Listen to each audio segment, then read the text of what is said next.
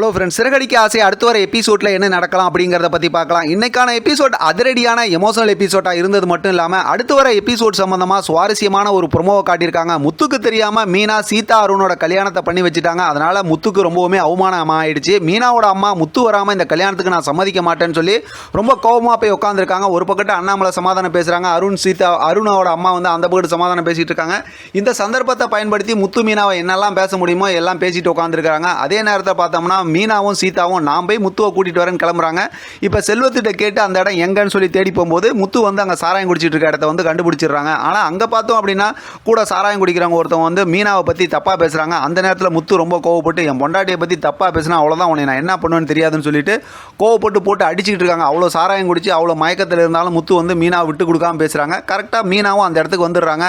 இப்போ இந்த ஒரு விஷயத்தை வந்து முத்து அந்த மாதிரி பேசிகிட்டு இருக்கிறத பார்க்குற மீனா வந்து மறுபடியும் எமோஷனல் ஆகி கண் கலங்கிட்டு இருக்காங்க. நாளைக்கான எபிசோட்டை பொறுத்த வரைக்கும் செம்ம பெரிய இன்ட்ரெஸ்டிங்கான எபிசோடாக இருக்க போகுது. என்னன்னு பார்த்தா அப்போ முத்துக்கிட்ட வந்து கையில் காலில் விழுந்து ஏதோ சமாதானம் பண்ணுவாங்கன்னு தெரியுது.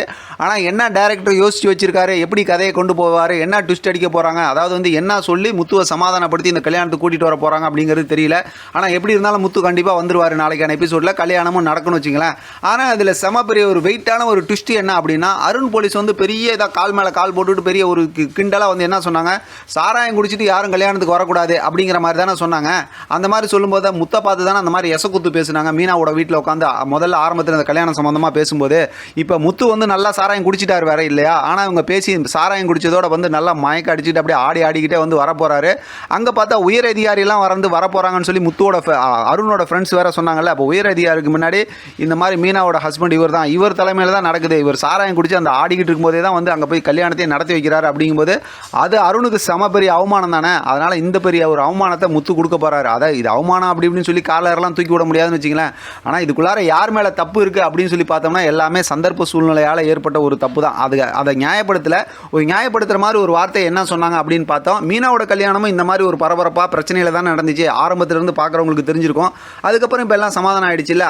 அந்த மாதிரி ஒரு விஷயம் தான். இப்போதைக்கு இந்த பிரச்சனையை வந்து சமாதானப்படுத்துறதுக்காக ஒரு நியாயமான காரணத்துக்காக செஞ்சேன் அப்படிங்கிற மாதிரி மீனா சொன்னாலும், ஆனால் முத்து வந்து எந்த அளவுக்கு வந்து நம்பிக்கை வச்சுருந்தாரு, எந்த அளவுக்கு அந்த விஷயமா பேசினார் அப்படிங்கிறது எல்லாத்துக்குமே தெரியும். அவர் ஆல்மோஸ்ட் எல்லாமே கல்யாணம் பண்ணி வைக்கிறதுக்கு சம்மதிச்சிட்டாரு. கொஞ்சம் பொறுமையாக இருந்திருந்தாவே போதும். அப்படி ரெண்டு பேரும் விருப்பப்பட்டு கல்யாணம் பண்ணுறாங்கன்னா இவ்வளோ அவசரமாக பண்ண வேண்டிய அவசியமே இல்லைல்ல. எந்த சூழ்நிலையிலையும் பிரிய மாட்டேன்னு சொல்லி அந்த பக்கத்து அருண் சொன்னார். இந்த மாதிரி தான் சீதாவும் சொன்னாங்க. அப்படி எப்படி பொண்ணு பார்த்தாங்க மாப்பிள்ளை பார்த்தாங்கன்னு சொல்லி இவங்க சொல்கிற காரணம்லாம் ஏற்றுக்கிற மாதிரியே இல்லை. இருந்தாலும் எபிசோட்டை பொறுத்த வரைக்கும் செம்ம ஃபாஸ்ட்டாகவும் இன்ட்ரெஸ்டிங்காகவும் தான் கொண்டு போகிறாங்க.